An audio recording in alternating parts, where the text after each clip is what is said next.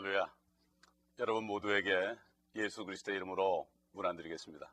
오늘부터 요한계시록 말씀을 가지고 함께 은혜를 나누고 또 말씀을 통하여서 참 주님의 영광을 보기 위하는 그런 마음으로 오늘부터 요한계시록을 함께 공부할 송요셉 목사입니다. 여러분 가정마다 우리 아버지 하나님으로부터 또 예수 그리스도로부터 은혜와 평강이 넘치기를 바랍니다. 오늘은 이 요한계시록에 관해서 우리가 잘못된 생각을 좀 고치고 우리가 하나님의 말씀보다도 사람들의 말을 듣고 그 말씀 속에 있는 축복을 누리지 못한 것들을 다시 한번 우리가 회복하는 시간이 되기 위해서 서론 부분으로서 요한계시록 전체에 대해서 우리가 잠깐 좀 상고하기를 원합니다. 우리 잠시 기도하겠습니다. 아버지 하나님 감사합니다. 사랑하는 하나님의 자녀들과 함께 오늘도 주의 말씀을 가지고 은혜 받기를 원합니다. 오늘 서론에 관해서 성도님과 함께 말씀을 나눌 때 주의 성령님께서 온전히 함께 하셔서 성령님의 기름 부음 속에서 우리가 모든 것을 깨달을 수 있도록 은혜를 내려 주옵소서. 우리 주 예수 그리스도의 이름으로 기도합니다. 아멘. 요한계시록을 어떤 분들은 묵시록이라 하는 분이 있죠. 그리고 또 요한계시록을 잘못 가르치거나 배우게 되면 잘못될 수 있다, 이런 말들을 많이 듣습니다. 그러나 주님께서 친히 요한에게 나타나셔서 이 예언의 말씀을 읽는 자와 듣는 자들과 또 그 가운데 기록된 예언의 말씀을 지키는 자들은 복이 있다고 그랬습니다. 하나님은 복이 있다고 그러는데 우리가 사람의 말을 듣겠습니까? 하나님의 말씀을 듣겠습니까? 참 이거 하나만 봐도 이 말씀 속에 있는 축복을 우리가 놓쳐서는 안 되겠습니다. 요한계시록은 사실 예수 그리스도에 관한 계시입니다. 우리 주님께서 앞으로 할 어떤 일을 하실 것인가, 어떻게 나타날 것인가, 이 모든 것의 결국이 어떻게 선으로 우리를 위해서 축복으로 끝날 것인가, 이 말씀들이 이 안에 들어있는 것입니다. 사실 요한계시록 안에 있는 말씀 중에서 우리가 가장 중요하게 생각하는 것이 있다면은 참 에덴 동산에 찾아와서 우리 인간들을 이렇게 죄 가운데 인도하고 저주 가운데 참 이렇게 인도한 사탄의 그 결말이 들어가 있고, 뿐만 아니라 유대인이나 이방인이나 여러 민족들, 또 나아가서는 우주적인 종말까지도 이 안에 들어있는 것입니다. 그렇기 때문에 우리가 이 말씀을 잘 들어야 됩니다. 왜냐하면 이제 남은 것이라고는 우리 주 예수 그리스도가 다시 나타나는 약속, 이거 하나 우리가 기다리고 있습니다. 언제인지는 상관이 없습니다. 그러나 하나님의 말씀은 결국 이루어진다고 성경은 말씀하고 있습니다. 그리고 우리가 이 요한계시록을 공부할 때 한 가지 또 중요한 것이 있다면 이 말씀이 언제 기록됐는가, 이게 중요합니다. 왜 그런가 하면은 서기 70년에 로마의 디도 장군이 이스라엘을 침공해서 예루살렘을 초토화했고, 그때부터 유대인들이 사실 예수 그리스도를 죽인 죄값 때문에 참 돌 위에 돌 하나 남지 않고 다 무너뜨렸습니다. 그런 일이 있은 것이 바로 서기 70년입니다. 그런데 지금 많은 학자들이 요한계시록이 서기 91년에서 96년 사이에 쓰여졌다, 이렇게 얘기함으로써 결국 요한계시록에 있는 말씀들은 이미 이루어졌다, 이렇게 하니까 더 이상 공부할 필요가 없다, 이렇게 주장합니다. 그러나 사실 요한계시록은 그 전에 70년 이전에 네로가 통치했던 서기 66년에서 69년 사이에 기록됐습니다. 그리고 참 이 사도 요한이 그 당시에 그 바벨론을 보면서 참 기이하다, 참 이상하다, 놀랬습니다. 그러나 사실은 그 당시에는 로마가 통치했기 때문에 놀랄 일이 없습니다.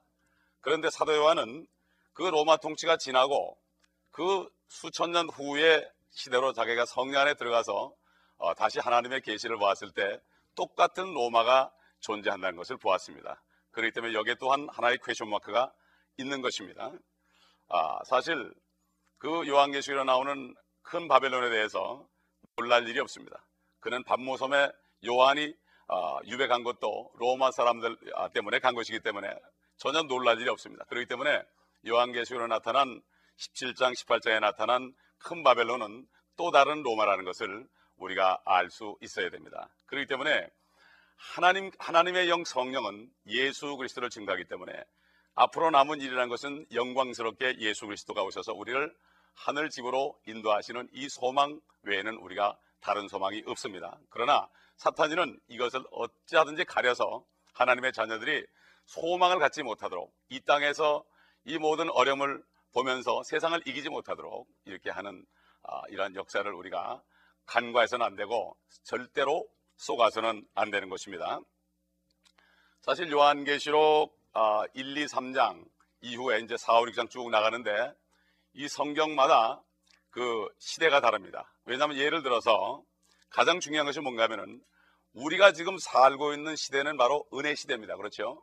은혜 시대라는 것은 누구든지 예수 그리스도를, 하나님의 아들 예수 그리스도를 마음에 구주로 영접하면, 다시 말해서 그 예수 그리스도가 하나님이신 분이 사람이 되셔서 내 모든 죄를 다 전가받으시고 그 모든 죄를 전가받으고 십자가에 죽으셨다가 물과 피를 다 흘리시고 죽으셨다가 사흘 만에 살아나신 것을 믿는 사람은 누구든지 살인 강도를 할지라도 다 그 영혼이 구원받는 것을 바로 이 시대를 은혜 시대라 합니다. 그러나 은혜 시대 이전에 우리 예수 그리스도가 이 땅에 성육신하셔서 오시기 전에 그때 당시의 시대는 바로 율법 시대라고 그러죠.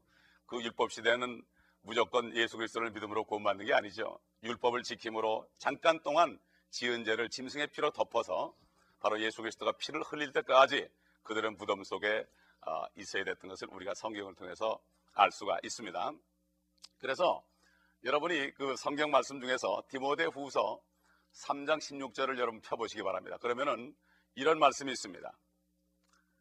모든 성경은 하나님의 영감으로 주어진 것으로 교리와 책망과 바로잡음과 의로 훈육하게 유익하니 이는 하나님의 사람이 온전하게 되며 모든 선한 일에 철저히 구비되게 하려 함이라. 제일 먼저 나온 게 뭡니까? 하나님의 말씀, 교리입니다.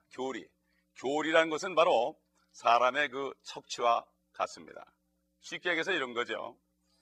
에덴 동산에서 구원받아 사는 비결은 생명과를 먹고 선악을 알게 하는 지식의 나무의 열매를 먹지 않고 있으면은 영원토록 구원받고 영생합니다. 그렇죠? 노아 시대 때는 노아가 방주에 들어가기 때문에 구원받은 겁니다. 마찬가지로 우리 시대 은혜 시대에는 노아 방주처럼 참 우리를 구원하신 그 예수 그리스도를 믿음으로 그 안에 들어가서 구원을 받은 것입니다. 마찬가지로 요한계시록의 4장 이후부터는 시대가 바뀌어서 환란 시대로 넘어가는 것을 우리가 볼 수가 있습니다. 그러므로 이 성경을 공부하는데 우리가 먼저 알아야 될 것은 이 성경 말씀이 역사적으로 어느 때 일어났던 일인가, 이걸 먼저 알아야 되고, 둘째로는 이 말씀이 도대체 어느 사람에게 적용이 되느냐. 지금 우리 은혜 시대에 사는 사람들에게는 예수 그리스도를 믿음으로 예수의 피만을 의지함으로 우리 영혼이 구원받습니다. 이거 외에 다른 복음을 전하게 되면은 저주를 받는다고 그랬습니다. 천사라도 저주받는다고 그랬습니다. 그렇기 때문에 바로 이 시대적인 그 교리적인 말씀을 우리가 잘 알지 못하면 안 되고, 특별히 요한계시록 말씀을 가지고 아주 무서워하는 사람이 있어요. 저희 조카 같은 경우도 요한계시록을 읽다가 어린아이가 악몽을 꿨습니다. 왜 그런가 하면은 4장 이후에 그 나타나는 여러 가지 환란들이 너무나 비참하기 때문에 이것을 보게 되면은 이것이 언제 일어날 일인가, 이것을 보게 되면은 그 마음에 공포가 오게 되고, 그래서 결국은 악몽까지 꾸는 겁니다. 그러므로 우리 시대는 바로 은혜 시대예요. 예수 그리스도가 공중에 오실 때 위로 올라가는 사람들은 이 요한계시록의 환란의 여러 가지 인장이라든가 나팔장이라든가 대접심판, 이런 심판에 참여하지 않는 것을 우리가 바로 알아야 됩니다. 그렇기 때문에 이 하나님의 진리의 말씀을 잘 나누어서 이 말씀이 어느 시대에 관한 말씀인가 한번 예를 들어 보겠습니다. 예수 그리스도께서 육신으로 오셨을 때 이런 말씀하셨죠. 너의 오른손이 범죄하거든 잘라버리라. 두 팔을 가지고 지옥에 던져지는 것보다 한 손으로 차라리 던져지지 않는 것이 낫다. 우리가 만일 그 시대 주님의 말씀대로 한다면은 우리가 죄를 지면 손을 잘라야 됩니다. 그러나 사실 신약은 언제부터 시작되는가 하면은 마태복음 27장에 유언하신 예수 그리스도가 피를 흘리고 죽으셔야만 그 은혜 시대가 우리에게 임한 것입니다. 그렇기 때문에 예수 그리스도가 죽으시기 전에는 당신 스스로가 안식일도 지키고 율법을 친히 지키시고 율법적인 설교를 많이 했습니다. 히브리서 기자가 이렇게 얘기했죠.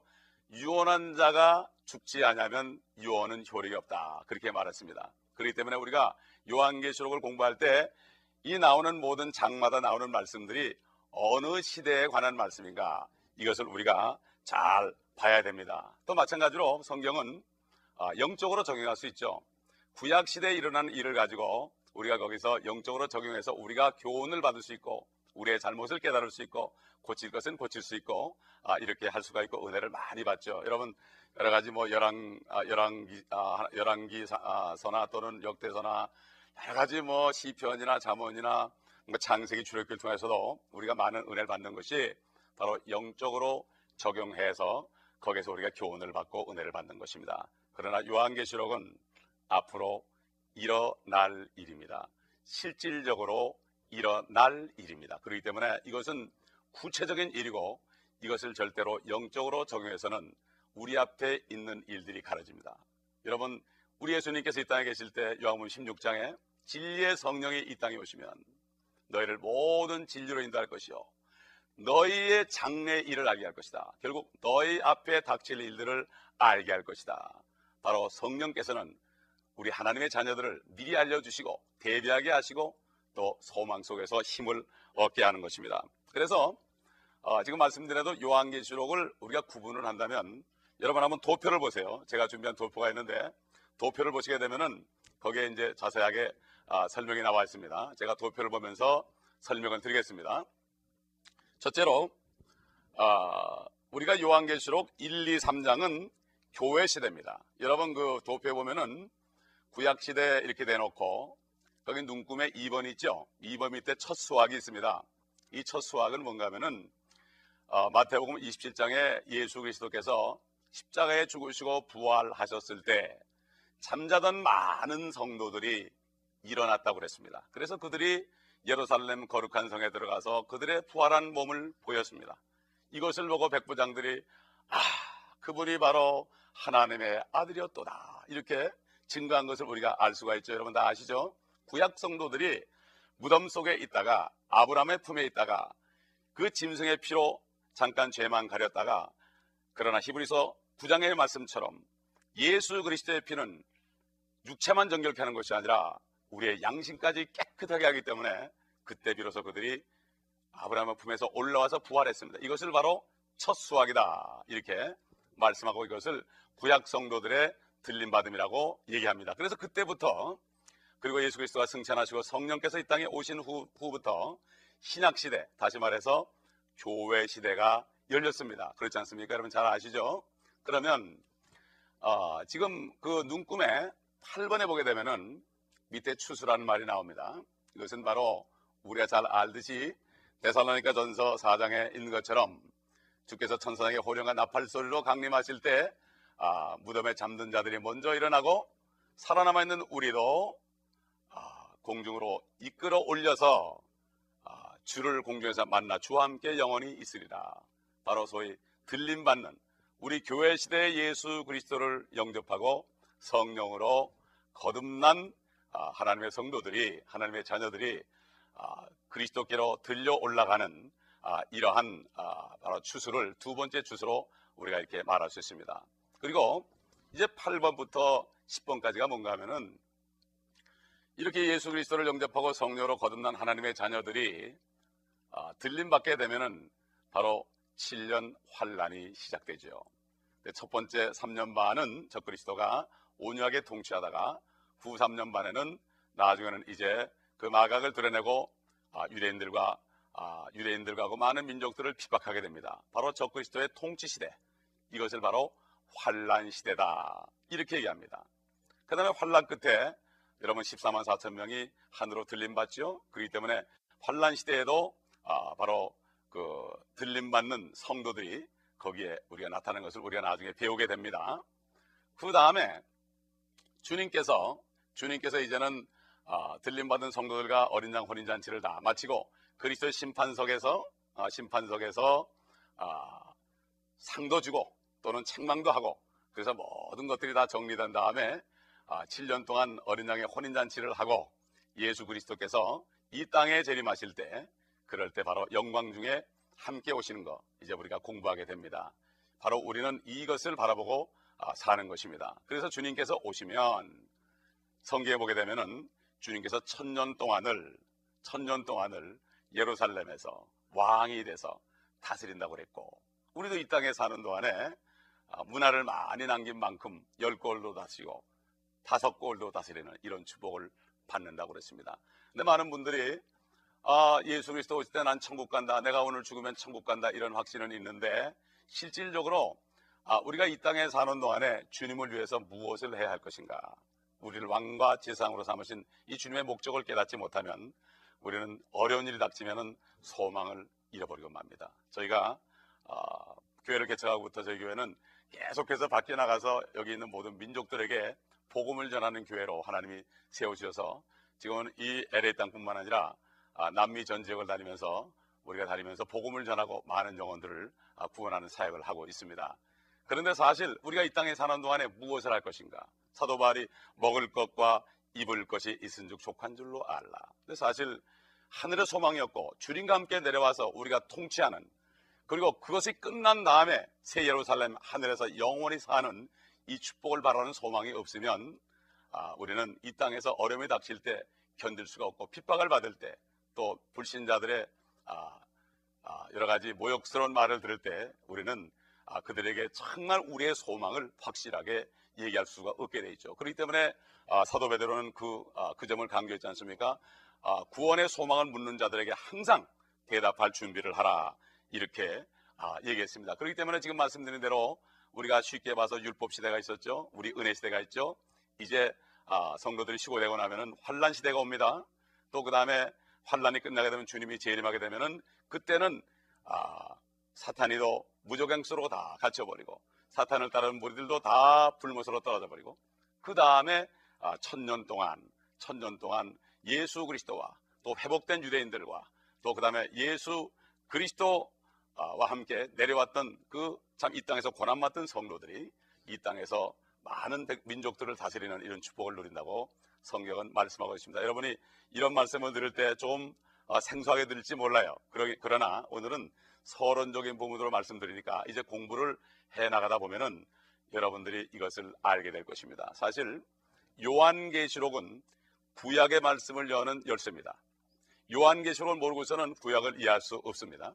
그리고 구약을 모르게 되면은 신약을 이해할 수 없습니다. 그렇기 때문에 요한계시록은 결론이기 때문에 이 결론을 모르게 되면은 결국은 전체를 알 수 없어요. 그렇기 때문에 사실 이제 공부를 요한계시록뿐만 아니라 구약 성경과 또 신약 성경과 복음서 모든 부분을 다 통틀어서 할 때 여러분이 요한계시록을 끝나게 되면은 성경 전체의 하나님의 뜻을 깨닫게 되실 것입니다. 우리 마지막으로 우리 한번 성경 구절 한번 보시겠습니다. 디모데후서 2장 15절 보겠습니다. 거기 보게 되면은 네가 진리의 말씀을 올바로 나누어 자신이 하나님 앞에 부끄럽지 않은 일꾼으로 인정받도록 공부하라. 진리의 말씀을 잘 나누라, 이런 얘기입니다. 지금 은혜 시대에 환란 시대 복음 전하게 되면 안 되는 겁니다. 지금 은혜 시대에 율법 시대의 말씀을 가지고 사람들을 올감해도 안 되는 것입니다. 마찬가지입니다. 그렇기 때문에 우리는 하나님의 말씀을 잘 나누어서 하나님의 경륜을 잘 깨달아서 우리가 말씀을 바로 배우고 바로 증거하고 나에게 주어진 소망과 은혜와 확신, 그것을 우리가 붙잡고 살아갈 때 흔들리지 않은 믿음 가운데서 견고하고 흔들리지 않고 주님의 일을 한 번밖에 없는 이 세상에서 주님의 일을 마음껏 하다가 주님을 기쁨과 영광 속에 만나게 될 것입니다. 오늘은 서론 부분으로 얘기했습니다. 여러분 중에서 이해가 잘 안 간다 하는 분들이 있어도 그냥 둘러놓으시고 들으시다 보면은 이제 공부하면서 하나하나 깨달아지실 것입니다. 여러분, 성령님의 기름 부음이 우리를 가르칩니다. 아무도 가르칠 수 없습니다. 저도 가르칠 수 없습니다. 우리 기도하면서 성령의 기름 부음이 우리를 가르칠 때까지 겸손하게 무릎 꿇을 때, 말씀을 읽고 듣고 묵상할 때 여러분에게 이 말씀을 깨닫는 은혜가 넘칠 것입니다. 예수 그리스도의 이런 은혜가 여러분에게 넘치시기를 예수 그리스도의 이름으로 축원합니다. 아버지 하나님 감사합니다. 오늘도 귀한 시간을 주셨습니다. 요한계시록의 서론 부분을 우리가 나누고 증거했습니다.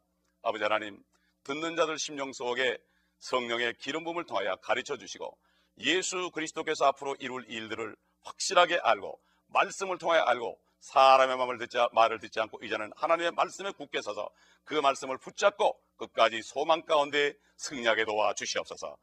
이 말씀을 듣는 가운데 아직도 예수 그리스도를 영접하지 않은 분이 있다면 이 말씀을 들으면서 예수 그리스도를 영접함으로 영원한 생명을 받고 영원한 소망 가운데 살게 하여 주시옵소서. 우리 구주 예수 그리스도의 이름으로 감사하며 기도합나이다. 아멘.